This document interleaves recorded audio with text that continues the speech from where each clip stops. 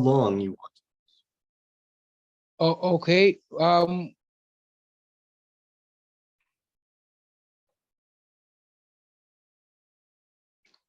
All right, viewers, assalamu alaikum wa rahmatullahi wa barakatuh. Good day to all our viewers across the globe, and welcome to another enthralling and interesting episode of Global Arena on my YouTube channel, Global Arena TV. I'm your host, Umar Isa Dandago. Well, sitting down with experts, either physically or virtually from different continents and countries of the world is something I have been absolutely passionate about. This is simply because of the enormity of the knowledge and ideas disseminated to and learned by not only the audiences, but also the presenter himself. Of course, that's me. My guests today are from some of the most important continents of the world, but united and bound together by one significant field, and that is communication. They are all experts in development communication, that is DevCom, or simply communication for development, as it's being called sometimes. So I have decided to put them all together on the panel in order to discuss how in their respective countries communication can be used to solve some of their most pressing challenges. And the million-dollar question is, how does information dissemination help solve problems like poverty, inequality, and so on? Plus, can DEFCON be used to bring an end to the conflicts ravaging and devastating the world, like Russian war in Ukraine, which sometimes some people call Russian war with NATO, the Sudan crisis, which is feared to be a civil war, Yemen also, and let's not forget the Rohingya Muslims who are suffering in Myanmar and those forced out of their homes, taking refuge in Bangladesh and other neighboring countries. Can DEVCOM simply help resolve these terrible issues? Well, there is a lot to discuss, and I'm ecstatically delighted to be joined from Nigeria by Dr. Suleiman Yar'dua from Bayero University, Kano, who is also the director of BUK FM. Thank you very much indeed, sir, for honoring the invitation. Thank you very much, Umar. Thank you. And from India, I have got Dr. Bhat. He is a co-founder of Mara, a media and arts collective in Bangalore, India. He is also a fellow at the Media and Communications Department, London School of Economics. His research interests include subjects such as community media, communication infrastructure, disinformation, and violence from a global South perspective. Dr. Ram, many thanks indeed for coming back to the show for the second time. Thank you, Umar. Happy to be here. All right. Yeah, of course. And from the UK, I have got a very big catch. Professor Chris Paterson from the University of Leeds is a professor of global communications who has who has also taught DEFCOM to his students. And this makes me confused, baffled, and befuddled as to why and how on earth do they need to learn communications for development while they are already past this stage of developing and under development, something like that. They're simply developed, but I'm sure Professor in the course of the program will be able to justify that and talk more about this and how they are teaching their students DEFCOM there in the UK. Well, Professor Chris Paterson from the University of Leeds, it's an enormous pleasure to have you on the show. Thank you so much for inviting me. You are very persuasive. That's why I'm here. Thank you for that. I will take that as a compliment. It's really an honor to have you on the show. All right. So my name is Umar Isa Dandago, and I am a final year student of mass communication at Bayero University, Kano. So to kick us all off, Professor Chris Paterson, let me start with you. How would you briefly introduce us to this course of development communication, especially for the benefits of those who are not students of communication? I think the idea of development communication is a really problematic one because it means lots of different things to different people. So it's probably a good idea for us to try to narrow down what what we mean when we're talking about development communication. So generally, the way I'm talking about it when I teach it here to students is as a set of processes involving communication that are intended to improve the human condition in some way. And that's perhaps broad enough to include the many different variations that we see around the world, but not so broad that it includes absolutely everything. But as I'm sure you know, all terminology is up for debate these days, and you know, all words are loaded, and even the terms like development, you know, it's a loaded term. It has a history, you know, going back a long way. So we need to constantly question how we use these ideas. What is development, and what is a developing society, and can there be development communication in a developed country as well as a developing country? All sorts of questions are out there. So when I teach about it, I teach about that history of how these ideas developed, and as well, the various approaches that have been debated over the years, you know, some of which go back to a period of colonialism and exploitation, and extremely patriarchal approaches to trying to do good around the world, and a lot of development communications processes are grounded in that kind of thinking and that kind of approach. And we've gone on, perhaps in the last 40 or 50 years, to challenge some of those ideas and come up with new techniques. And I try, just like everybody else, I try to stay on top of what those techniques are. Yeah, of course. Yeah, thank you very much. Later, I will ask you about that debate of whether or not there can be or there could be development programs in the developed countries, and maybe the argument around what makes a country developed and what makes the others developing and underdeveloped. Dr. Suleiman Yar'dua, how do you define development in your own term and in your own point of view, for example? Well, thank you very much for having me, Umar. You see, in simple terms, development is a generic concept. However, it's the perspective to which you look at development is the definition will definitely come from the perspective you are looking at it.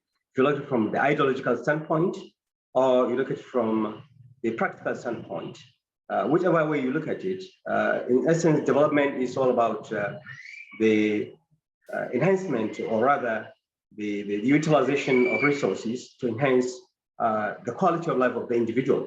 And that is in essence what development should be.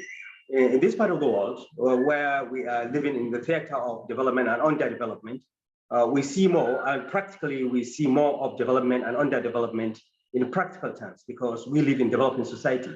So we can be able to see development from the perspective of third world society, in which the daily grappling with a lot of development challenges always keep changing the concept itself. Sometimes the concept changes based on the conditions and the circumstances you find yourself. So in this part of the world, we are more practical when it comes to the issue of issues of development or underdevelopment. We know what development is. We see it in the developing societies, and when you compare to our own societies, then we now see what developing societies mean and what development really should be in our society. However, we see development is a relative term. What may mean development to some other societies may not necessarily be development to other societies. So if you look at development in general terms, it's a concept that is fluid in the sense that you look at it from the perspective of the society in which you are defining it. So that is why you find it difficult to have a universal concept or universal application of what development means, because development could mean many things to different societies. like in third world societies where we live, development, perhaps having infrastructure, having stable societies, having stable democracies could mean development. In other societies, that is not development because that is a different thing altogether. So that's why the development is by itself defined within a certain social and material context. Okay. Okay, Dr. Rambat, India is the second most populous nation in the world, and followed by, preceding China, or succeeding China. And in the next few years, the population is said to be, is predicted to be much higher than that of China. How do you define the concept of development in India as an Indian person, for example? I mean, I don't have my definition of development. Okay, how do the Indians? I don't even know. Yeah, I don't know if there is an Indian. I mean, there are many Indian notions of development as well. There's been a statist notion of development, some of which is inherited from colonialism, some of it, differs in different decades of a post-colonial imagination of development. And then there is an idea of development from the civil society, or what is commonly called as civil society organizations, who have pushed different ideas of development. So I don't think there is even a unified Indian version of development. It's quite diverse. So I guess for me, yeah, as plural as India is in terms of culture and religion and so on and so forth, even definitions of terms like development vary, probably depend or because of this variation and diversity, for example. Yes, and I think it will be even more contested as the concept of development is attracting more and more capital. The definitions will be more and more contested, I suppose. So that's something that will only increase in the coming years. So conservatively speaking, how do the Indians define development? It's a very broad question, but let me try and give you a short answer for it. The kind of conservative idea of development has been increase in GDP, increase in infrastructure, increase in employment, the basic needs kind of approach, which is education, food, shelter, and so on and so forth. So that still, I think, is a very prominent, if somewhat conservative, notion of development that is endorsed by both the state. There are variations across the ideological spectrum, but there's a fair bit of endorsement from the civil society as well for these kind of approaches. This would be, to me, somewhat conservative, but also somewhat dominant notion of development. Maybe, Dr. Ram, we could say those ideas pushed by civil society organizations may have been influenced by the West, for example, given the fact that the CSOs, civil society organizations, are being funded heavily by the Western donor agencies, right? Not necessarily all of them. There are many who are also funded by Indian philanthropists. There are many Indian civil society organizations who run on contributions from communities, whether in kind or financial. Yeah, so there are different organizational structures and different kinds of experiments. Some states have had a long history of communes and kind of cooperatives. So there's differences, and regardless of the structure, I think there is a acceptance of the discourse of development that has been very powerful because it has come across the ideological spectrum.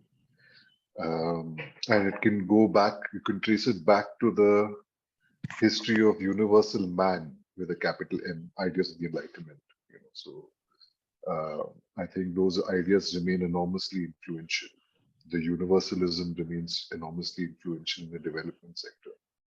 So these ideas you can go very deep and look at it historically, but I don't think we have time for that. And the deeper we go, the more complex it gets. Professor Paterson, there is this issue that has been confusing not only me but many other people. How on earth could the West be spending billions of dollars and pounds in foreign aid to developing and underdeveloped countries, for example, they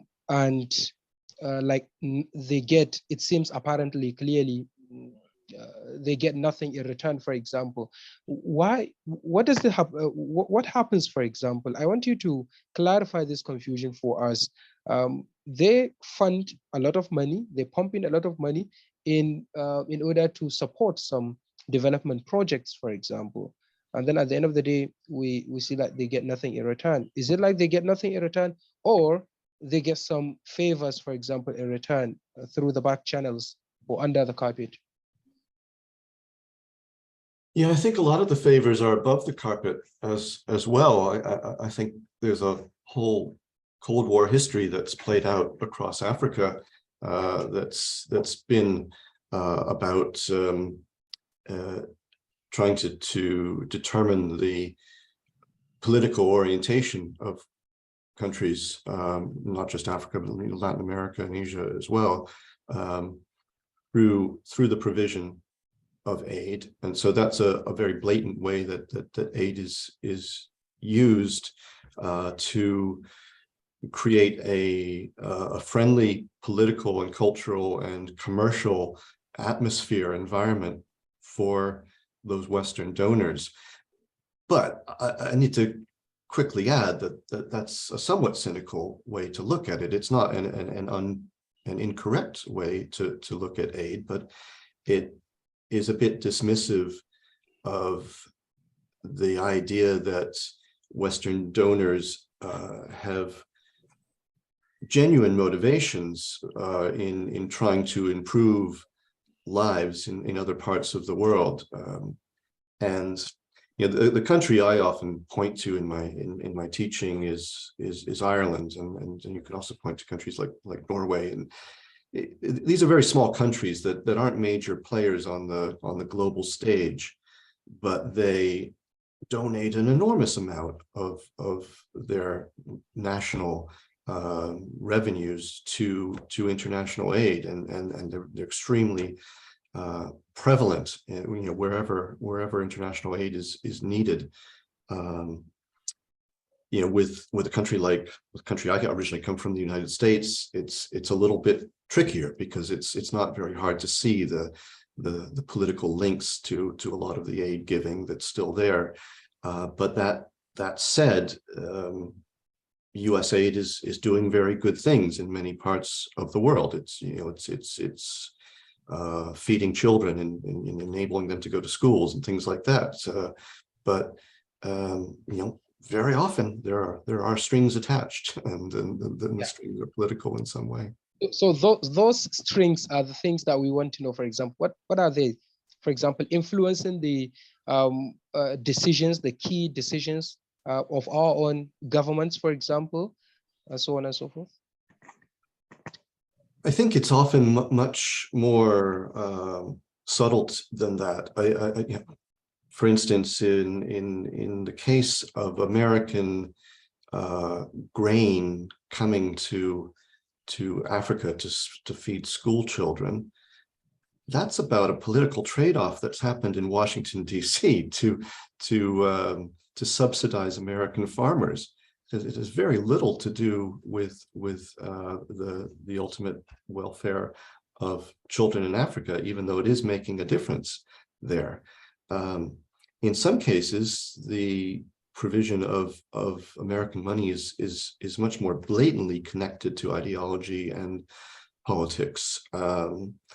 When, for instance, donations are tied to political change, a country is told you'll receive this money, and it's not just the US, it's the World Bank, it's other major players that do this. You'll receive this money if you, for example, liberalize your economy. One of the areas I look at is broadcasting. So right across the world, we've had the loss of public broadcasters, broadcasters that are there primarily for the purpose of serving the public rather than for serving a commercial goal. And like the BBC? We had their loss because very often the flow of international development aid is tied to a demand that they be sold off on the commercial marketplace, and they turn into commercial broadcasters. Same thing has happened in another area that might concern us in this conversation: the infrastructure, the telecommunications infrastructure. India is certainly a case in point where the provision of telecommunications services has very much been turned over to the needs of commercial organizations, and it follows commercial priorities, and that doesn't always serve the majority very well. Okay, Dr. Suleiman Yar'dua, okay, let me put this question to you. I understand that development communication has to do with the issue of foreign aid, something like educating the people about how to make good use of the aid received from the donor agencies, mostly from the West. For example, the Faculty of Communication of Bayero University, Kano, and the BUK-FM and TV have all, if I'm not mistaken, been funded heavily, financed and constructed by MacArthur Foundation, and such massive billion-dollar projects like baffle and make me land in a great deal of bewilderment. How on earth could a foreign agency like that spend such huge amount of money for free? What are they getting in return, for example? Thank you. You see, let me start by saying, broadly speaking, when you're talking about development aid in broader sense, it's you have to look at the political economy of aid itself, because aid, wherever it goes with a lot of strings, just like what Chris said.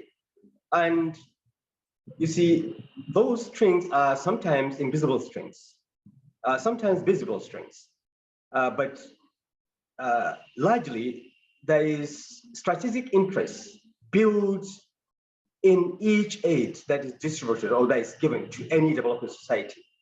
And it's always in the interest, but the strategic interest of the donor is fundamental and essential. The interest of the recipient is absolutely secondary, because you don't just, aid come with a lot of attachments. And like we receive aid in form of educational aid to fund our broadcast station. Of course, it has enhanced our learning and research capacity. But then one thing that you have to understand is beneath the aid itself, there is strategic interest of the donor, not necessarily the donor agency, but the donor government, the parent country of the donor. The strategic interest the UK. That's the United States. Okay. The United States has its own strategic interest in Nigeria. And those strategic interests are scattered across different subsectors of the society. Education is one, there is political, there is every sector, they have strategic interests. Because of the enormous importance of the country in Africa, all Western nations have strategic interests in what's happening in Nigeria. And therefore, they always want to curry favor with Nigerian state, with Nigerian people, with Nigerian institutions, with Nigerian legislators, because of their strategic importance to their own interests. And the interest largely, sometimes the interest is political, sometimes it's economic, but the bottom line is there is an interest attached to every aid or every donor agency or donation you receive from any donor agency. So because it's just like the white English said, there's no free lunch. So when you give something, you should expect that you also have to give something in return. That something you're giving in return may not necessarily be visible. It could be as part of the strategy to change or influence maybe our educational policy and maybe our training policy, and including maybe even the practice itself, the practice of journalism. Perhaps, and now you can see clearly that the practice of journalism is gradually shifting ground from the traditional method to the now new method of journalism practice, in which investigation is now the key, the central thing. And investigative journalism has before then was somewhat obscure as far as the practice is concerned in Nigeria. But now investigative journalism is now at the fore. Every media organization now has a desk of investigative journalism.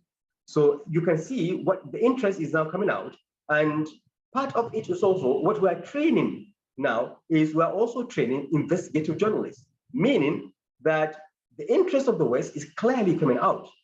Well, perhaps on the interest, it's also in the interest of the recipient society, because the investigation is meant to enhance good governance and probity and transparency, accountability in governance and in the way we do things, which of course, your interest is factored, but also their own interest is also factored. So what is happening is you are protecting or you are serving the interest of the donor agency as well as serving your own interest. On the whole, it's a give and take situation in which you receive, and if you strategically utilize the resources you receive, judicially and prudently, you are likely to benefit more than even the donor organization. Yeah, Dr. Yar'dua, two things before I move to Dr. Ram, for example. How do they benefit when we have accountability and transparency in our government, in our countries? How do they benefit when we have good governance in our country, for example? It's not their country. In fact, there's 1,000-mile or so distance between our country and their country. And number two is, are those strategic interests that you have been reiterating positive or negative? You see, the issue is Nigeria is important to every big country. The interest is you have to have stability in the country, because Nigeria is very important in African continent. So the stability of Nigeria, and Nigeria is a big market, and capital is looking for places of investment across the world. Nigeria being a big market, the stability of the country will attract capital, and capital is enormous and in the West, and is looking for places to reside. And Nigeria is one place that capital is always looking at. So our stability is central to the development of capital. And so we receive capital in form of investment. And not only that, the stability of the country is central to the stability of the African continent.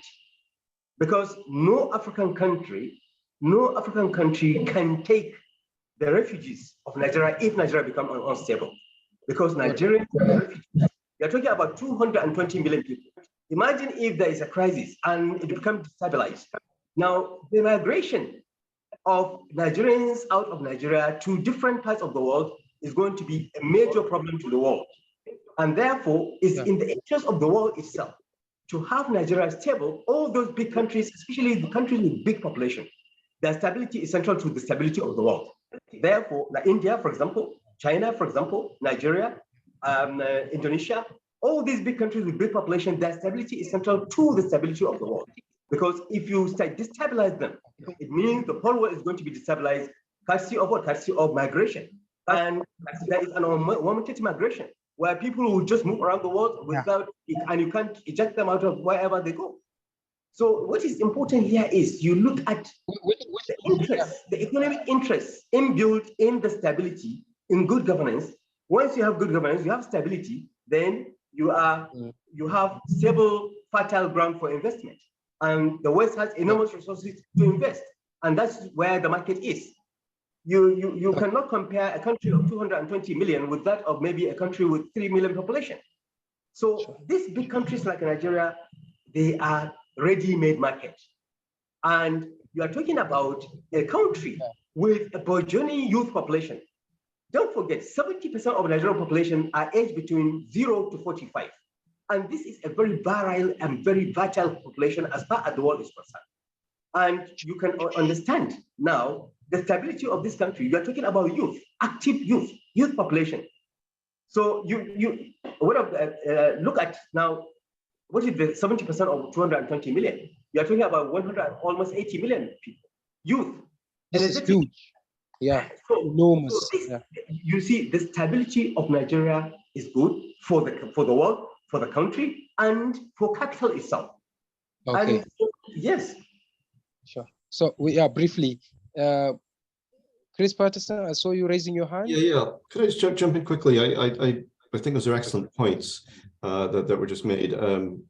I wanted to add there's another big beneficiary to development, and that's development itself. There's this thing called the development industry, and it tends to want to perpetuate itself. It tends to look for ways to keep itself going. And the way I teach it, that's one component of development communications is the bit that's trying to fundraise all the time, that's trying to bring in more donations and raise interest. And well, I just had a doctoral student graduate from here who wrote his thesis about the people who work for the big charities in Africa, producing communications for them in order to try to excite people in wealthier countries about what's going on there and send in their check with their donations, which is a constant struggle. People lose interest. There's compassion fatigue, and people lose interest after a while. And when you have conservative governments, as we do in the UK now and in the US as well, you have this constant question being raised. Why do we send money to people far away? We should be spending the money on our own people. And so it's a constant challenge for the aid industry to excite the world about what it's doing. And that effort, of course, is going on right at the moment in regard to Sudan. The agency is saying, there's exactly what we were just hearing about, the threat of migration. Well, here it is potentially happening in Sudan, and sure, not as big as Nigeria, but almost. Yeah, sure, of course. But one thing before I go to Dr. Ram, is the Biden administration not a liberal type of government? I thought Trump was more conservative than Biden. Trump was a good deal more conservative. I'm on the left side of American politics, or what might be called the progressive side. So I would consider Joe Biden sort of down the middle rather than on the left. But certainly, you are pro Democrat. Cares about the world more than Donald Trump did. But that's not the case of the policymakers. That's not the case of Congress, where the budget decisions are made. The Congress is still very much not supporting giving out aid, particularly unconditional aid, around the world. Okay, Dr. Rambat, do you want to come in on this issue that we've been talking about before I ask you the next question? Yeah, sure. I think in India, the situation is a little bit different because the Indian government, especially over the last 9 years, has been cancelling the license of non-profits to receive funding from foreign organizations. The Indian government is hesitant to accept aid from the West because it wants to reposition itself as a global power. It wants a seat in the Security Council of the United Nations. So all these larger diplomatic efforts, they don't want to be seen as recipients of aid.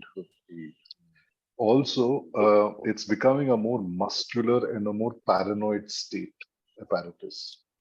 So they think that foreign money is a way to secretly influence, national policy priorities. For example, Greenpeace was shut down by canceling their accounts because Greenpeace was talking about violations in many parts of the country, protests, supporting protests, people protesting against nuclear power plants and so on.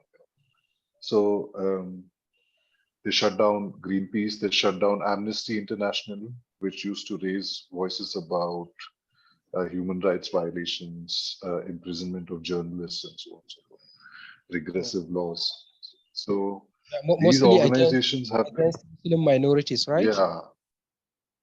Yeah. So I don't think this is a very good kind of nationalism, because this aid was actually helping people who were being internally oppressed within India.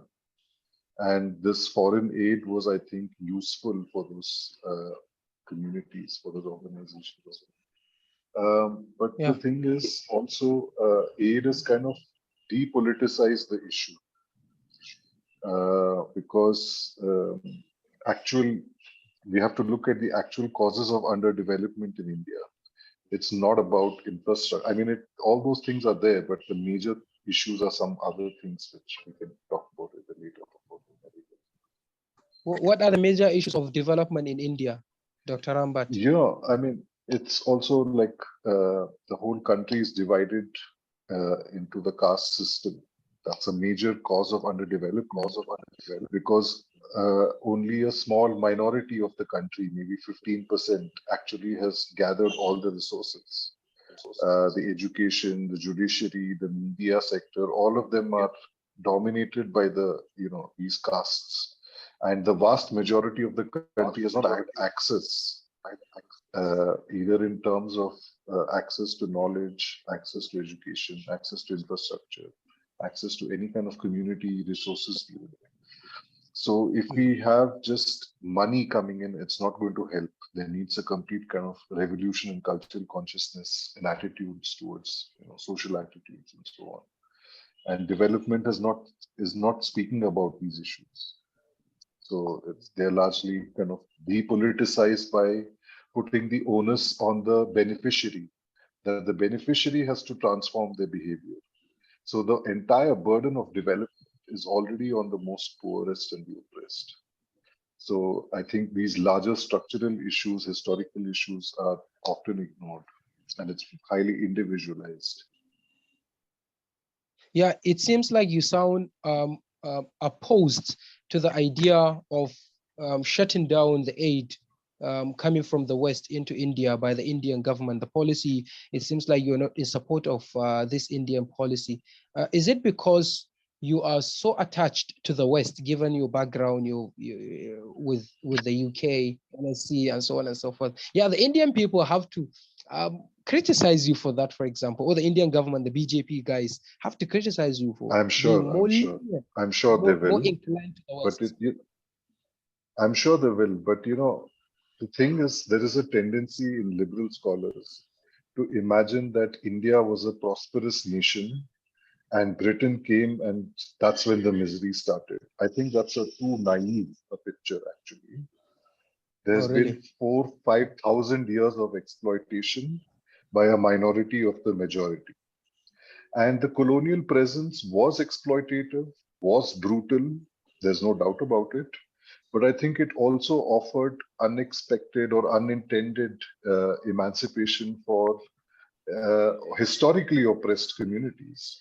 For example, my alum college, London School of Economics, Dr. B.R. Ambedkar studied there. He drafted the Indian Constitution and he championed the rights of the oppressed castes in India. I don't think those opportunities, it would have been possible for him in India, but it was possible in the colony. So I think picture is always quite complicated. It's not simple. So I do think there is a problem with foreign aid. Of course, there are strategic interests. Of course, there is geopolitics. Of course, there's exploitation unfair trade terms and tariffs and all the rest of it. But there is also a lot of, let's say, opportunities for the most marginalized and oppressed communities, which would be very difficult for them to access it within India. So the West is often a useful place. The Western aid agencies have been very useful in highlighting Kashmir, which is a internally colonized part of India, or highlighting issues of caste discrimination. The government doesn't want to admit to caste discrimination. So, the West is useful in these cases. The Indian elites are not happy about it, but that's the fact. But I think it's quite complex. Yeah, sure. I'll ask each one of you a question about what Dambisa Moyo, a Zambian economist, said in her book, Dead Age, which was released in 2009, starting with you, Rambat. She said, and I quote, "Aid makes good leaders bad and bad leaders worse." She also continues to say, foreign aid makes or creates a culture of dependency. The Indian government, as some people could put it, is right, shutting down all those things because they don't want to cultivate the culture of dependency on the West, while they want to emerge as a big power, for example, as a big player on the global politics, for example. Look at Turkey, for example. Look at Russia, for example. They want to be like that. Look at China also. In fact, India is more like a jealous of the success of China, for example, in Africa and other parts of the world.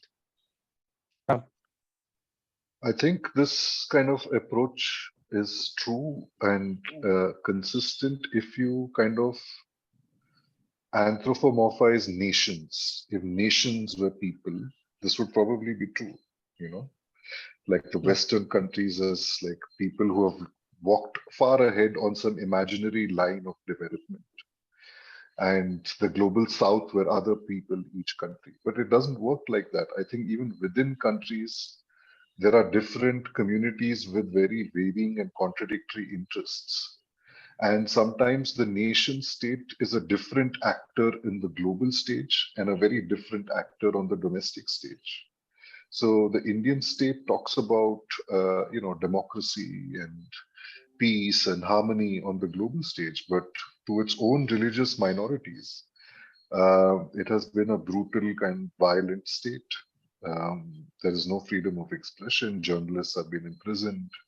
A lot of hate speech. So I think it's not that one is true or the other is false. I think both are true, and we have to incorporate the complexity of this dual reality and think about what aid means in both contexts. So while it might be kind of a neo-colonialist, extractivist, all those things might be true at the global stage, but I think it's also possible at the same time that it can be offer quite emancipatory kind of opportunities for communities who are internally oppressed by the Indian elite. And I think the history of missionary work in India is a classic example. People were scared that, these foreigners are colonizing us by imposing Christianity. But it is the Christian religion which has educated the indigenous people in central India, in the northeast of India, for hundreds of years, where the state is nowhere to be seen. And these communities would still be oppressed, and their land would have been seized if not for missionary work. So I don't think we can dismiss it one way or the other. It's a gray kind of area. Yeah, of course, you're trying to be objective and kind of neutral. Professor Chris.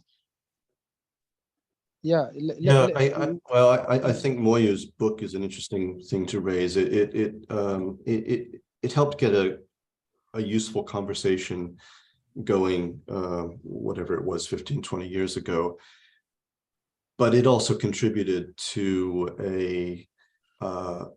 an ongoing neoliberal push against international development aid that I think was ultimately damaging. The idea that it falls on countries effectively to save themselves.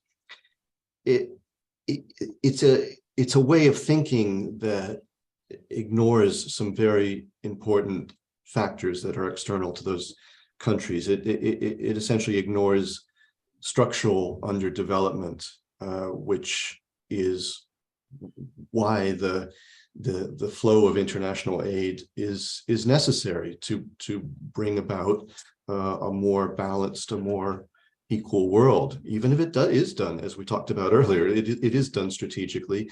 It is also about a redistribution of wealth to make for a somewhat fairer world, and to make, you know, many people's lives less bad than they might otherwise be when it works. And obviously it doesn't always work.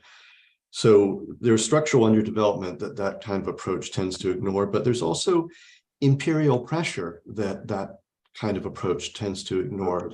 Countries are constantly being pushed in different directions by powerful players in the world. And of course, one of the things I write about now is how there seems to be a whole new kind of imperialism going on across the African continent, with pushing one way from China, pushing the other way from the United States, France, and other Western powers, both ultimately being strategic, trying to gain access to resources, but also both, you know, raising interesting questions for everybody about which is the better kind of cultural and political approach to life that we should be adopting now.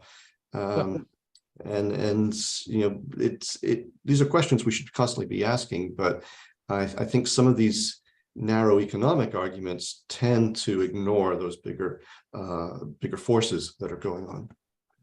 Okay, Dr. Suleiman Yar'dua, I think I should ask you about this issue of race for Africa by those powerful global countries, for example. But what can you say about this little debate about Dambisa Moyo's points about dependency and so on and so forth?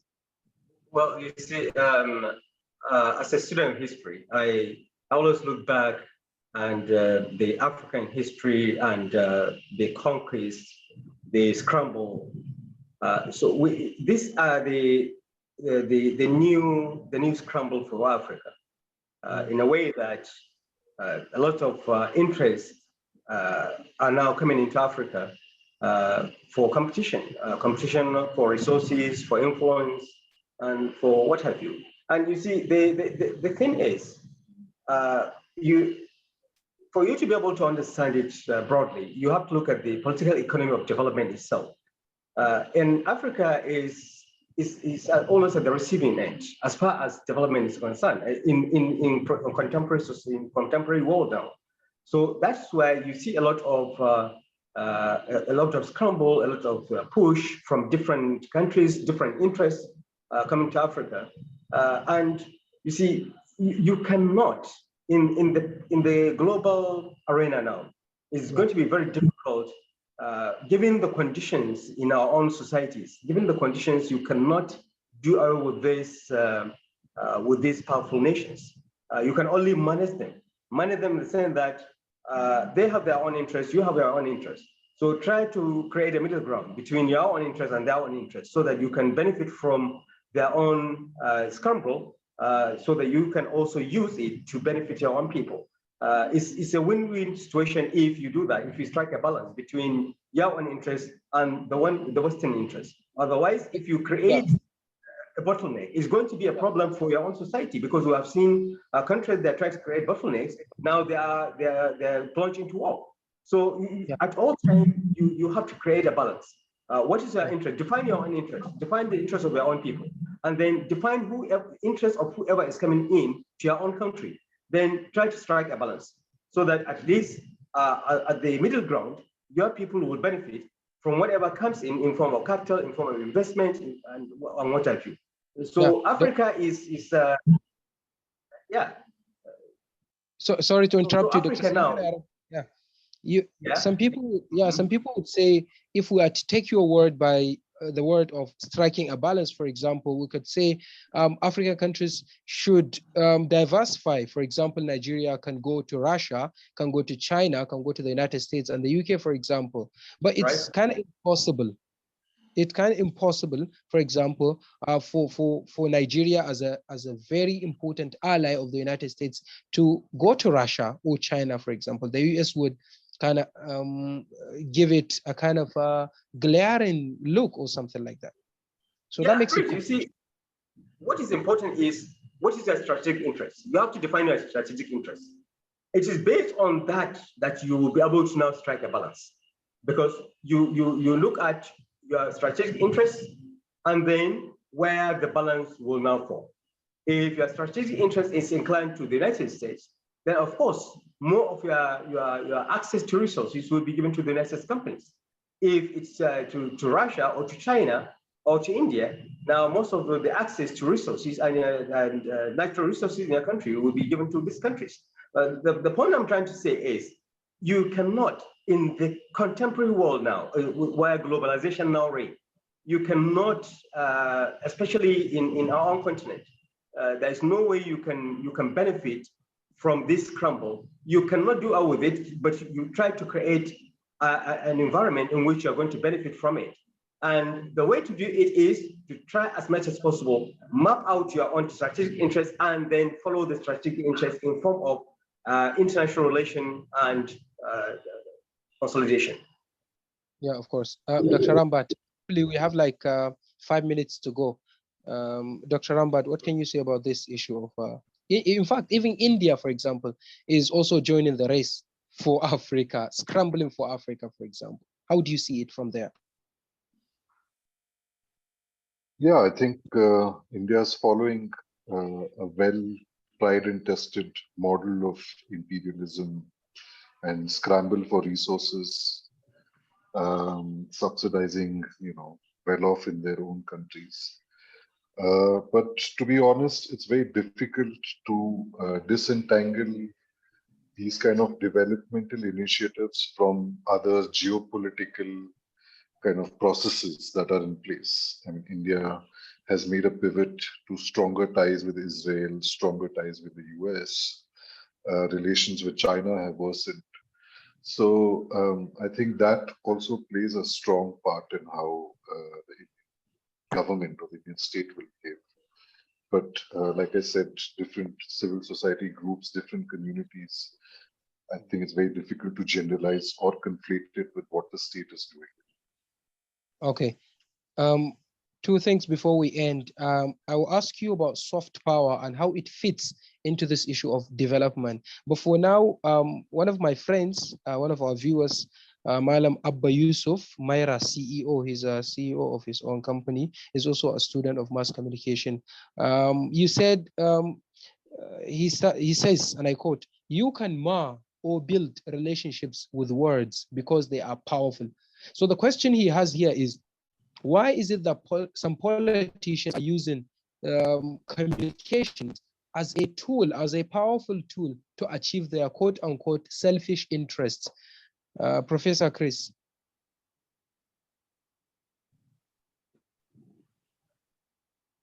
You are muted. Prof, you are muted. Sorry for that. You've moved me from development communications to political communications now, which is not really my area. Yeah. Why do politicians say things to advance their interests? Because they're politicians. That's what they do, unless I misunderstand the question. Okay. So, Dr. Suleiman Yar'dua. You see, communication is central to human existence. There is nothing you can do without communication. And for you to, whatever you want to achieve in the society, whether it is development, whether it is democracy, whether it is cultural, it has to, development is central. So there is, when you look at the political communication aspect, it's, see, communication is very important because the politicians always use communication, whatever it means in this context. They use communication in order to sell their own ideas, whether the ideas are for their own personal interest or for the public interest. That is something entirely different. But of course, when you look at the way in which politicians, especially in African societies, where so many things happen, especially when it comes to issue of politics, people are always gullible to all these political rhetorics. I call them political rhetorics because often you hear them talking you know clearly that that's untrue. But of course, people who are gullible always take it, and they mount on it, and they always go for it. But however, it's you see, what is important is for the people to be fairly educated, so that they will be able now to appreciate the importance of communication, and also to know the right communication. That's what we call the right communication. The right communication is what you know is doable and is practical. And so when a politician comes to you and maybe talk to you with their own rhetoric, at least you'll be able to see from the grain from the shaft. So it's very simple. And in fact, that is part of our fundamental problem in federal societies. And that is to say, as far as development is concerned, some of the key problems that we have are not the resources, are the people who are managing the resources. And the politicians are also guilty of all this kind of mismanagement of resources. Because for you to be able to develop, you have to utilize this, that is strategic utilization of resources, including communication infrastructure. So resources, communication infrastructure are key to any development in this world.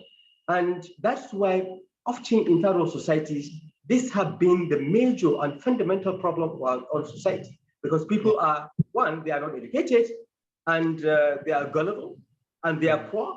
And when you have all these twin problems associated in a particular environment, so many things could happen. And that's why we are constantly in a state of perpetual underdevelopment, and we're trying to bring people to even accept change.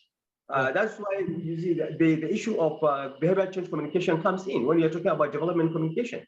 Behavioral change communication is central, especially in third world societies, because people do not even believe in what you want to tell them about development. So you have to now change the narrative by trying to reorient their own mind to be able to accept change and be able to key into the change process.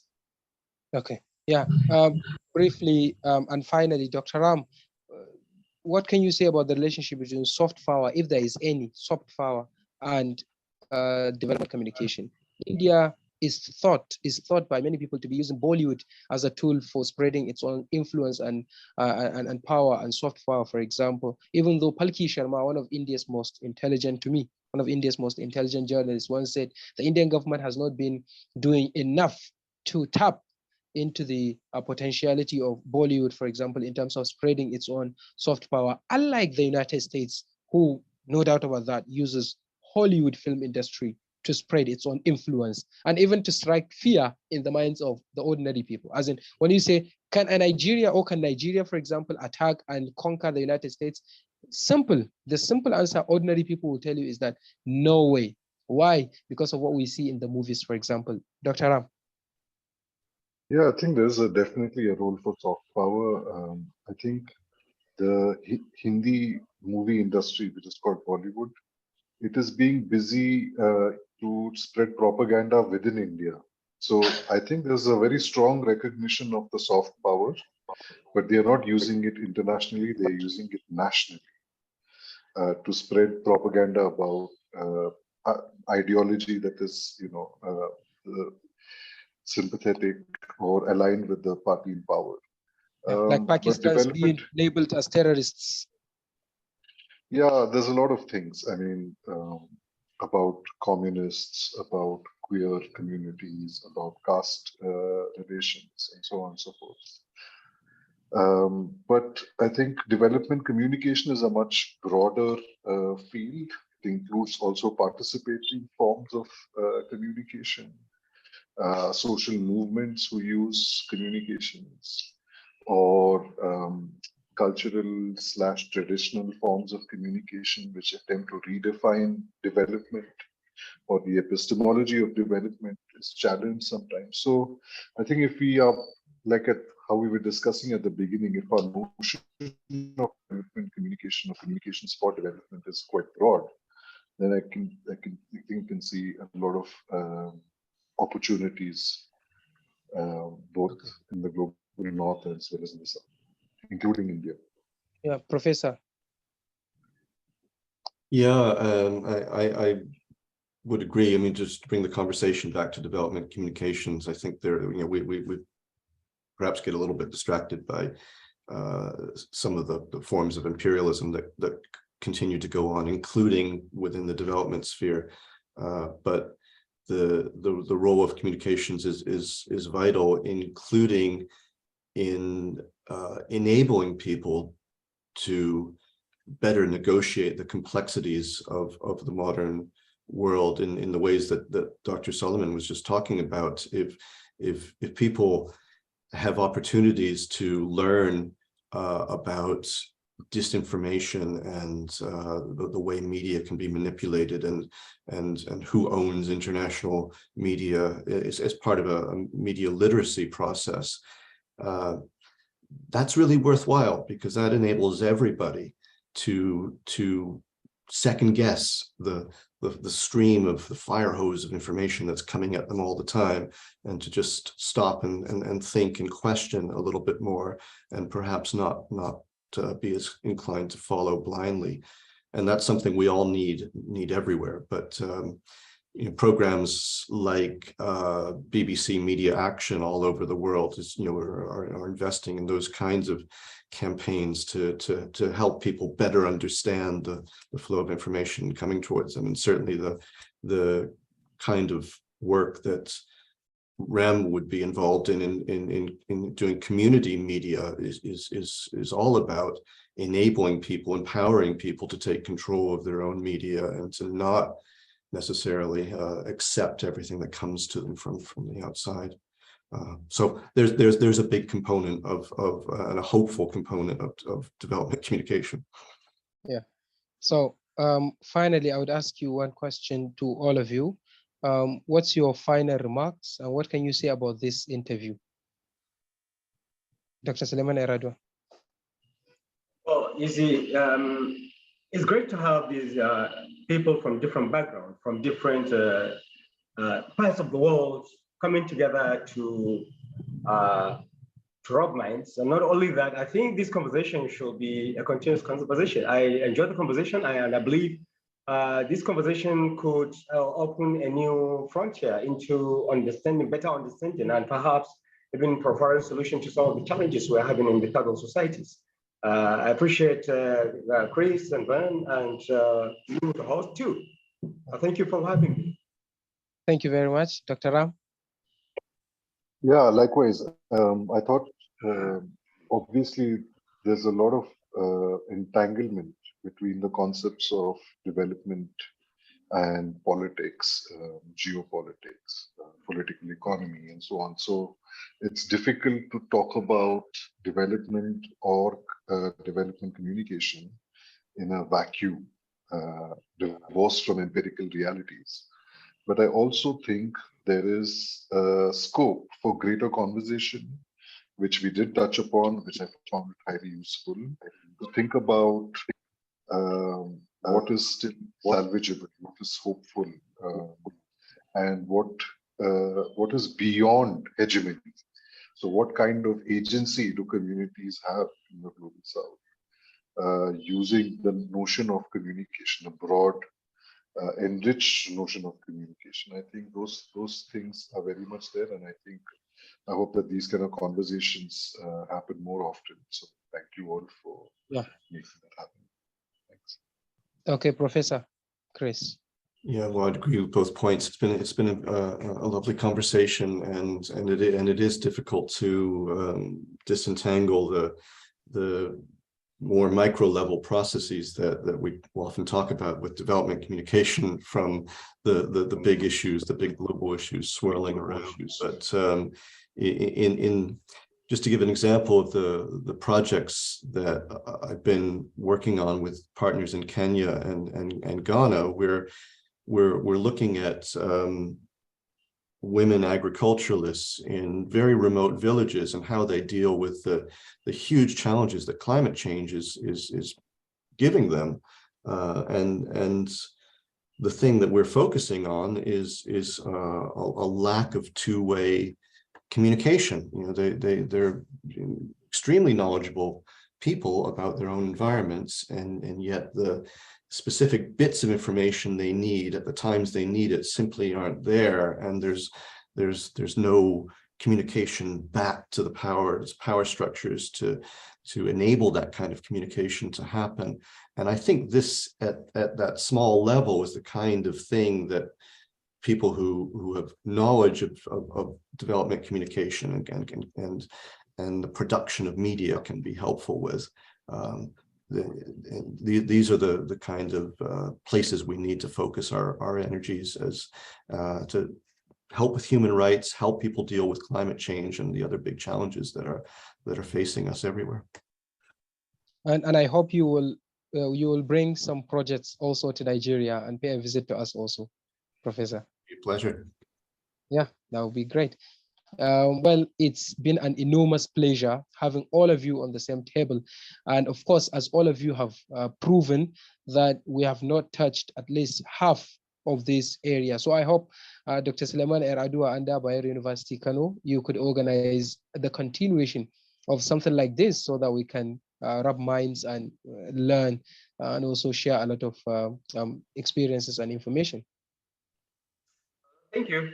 Within the ambit of what we can do, we're always open to academic discussion and conversation. So I think that is doable also. Yeah, sure. So I think that's the end of the show. So I want to take this opportunity to thank all of you for honoring my invitation and for supporting my YouTube channel. And I hope you will share the link when I upload it to my channel with your students and family and friends and even fans, because I understand all of you are celebrities in your own fields, so that we can have more subscribers and more viewers. And thank you enormously once again. I can't thank you enough for being on the show on behalf of everyone that has contributed significantly to this program. My name is Umar Isa Dandago, saying goodbye and see you very soon. Thank you. Yeah, so Dr. Ram can stop the recording.